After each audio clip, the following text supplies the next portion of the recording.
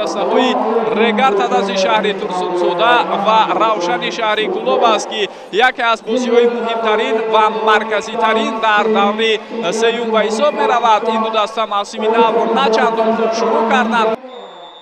аз маркази майдон футболбозони дастаи меҳмон тӯбро ба бозӣ медаронанд ва ин аввалин расиши тӯб зуд ба зарба ҷониби дарвозаи Сафармат Ғаффоров табдил ёфт. тӯб дар ихтиёри футболбозони Регар боқӣ монд. имконияти навбатӣ барои ба ҳамла гузаштан, фурсати бисёр хуб акнун ба ӯқӯ мепайвандад. Пас ба самти Фатулло бо тӯб, имконияти бисёр хуб, гузориши ӯ ва дар ин лаҳза танҳо зарбаи кунҷӣ ба фоидаи дастаи Регар Тадаз аст. Левченко бусам дучори бокс шуданд. Ин дафъа аз қаҳрамони феълии Лигаи Чемпионҳои Осиё Ал-Ҳилол бо ҳисоби 1-0.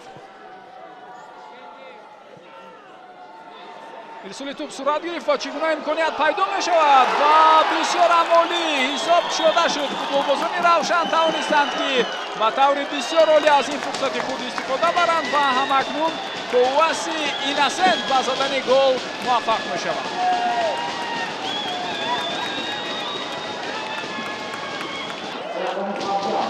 бори дигар метавонед ин ҳолатро бубинед ки ибтидо чӣ гуна тӯбро қабул кард ва баъдан оромона онро ба дарвозаи Сафармат Ғаффоров ҷо кард. дарвозабон ҳам ҳангоми баромадан аз мавқеи худ хато кард. агар бовар надошта бошӣ, беҳтараш аз мавқеи худ бояд берун набарои дарвозабон бошад ва чунин хато роҳ дод. Муҳаммад Буризов пас ба Сергей Прохоров. инҷо акнун Фирӯз Бобиев.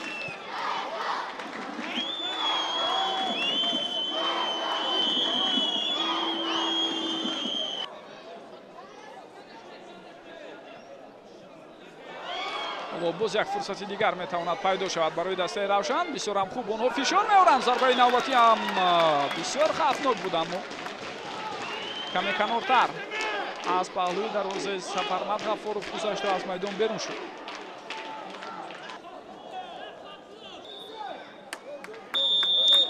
ба ин тартиб садои иштаки довар баланд мешавад ва он аз анҷоми нимаи аввали рақобат мо шуморо дар ҷараён мегузорад.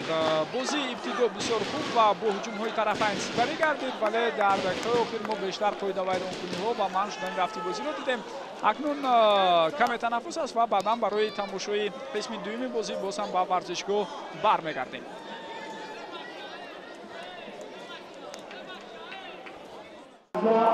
қисми дуюми бозӣ бо иштироки дастаҳои Регар Тадази Турсунзода ва Равшани Кулоб бо ду тағйирот дар ҳайати футболбозони шаҳри Турсунзода оғоз мешавад ва чӣ тавре мебинем аз курсии бозигарони эҳтиётӣ ба майдон Суҳроб Ҷалилов рақами 20 ва рақами 59 Иброҳим Зокиров баромаданд. ҳоло имконияти навбатӣ Зокир Иброҳимов, паси ӯ, фурсати бисёр хуб, имкони зарбазанӣ пайдо мешавад ё на? зарбаи бисёр хавфнокро ҳам мебинем ва дар ин лаҳза чӣ тавре мебинед Алиҷони Айнӣ кӯшиш кард барои иҷрои зарба, аммо муваффақ нашуд. бисёр шонси хуберо футболбозони Регар ҳамин лаҳза дар ихтиёри худ доштанд.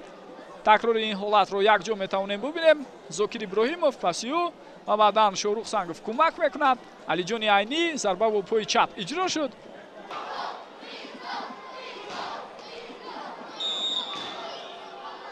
ин маротиб зарба аз ҷониби дарвоза ва бубинед ки Сафармат Ғаффоров бо душворӣ ин ҳолатро бартараф мекунад, аммо зарбаи бисёр хуби футболбози дастаи Равшан ба назар расид.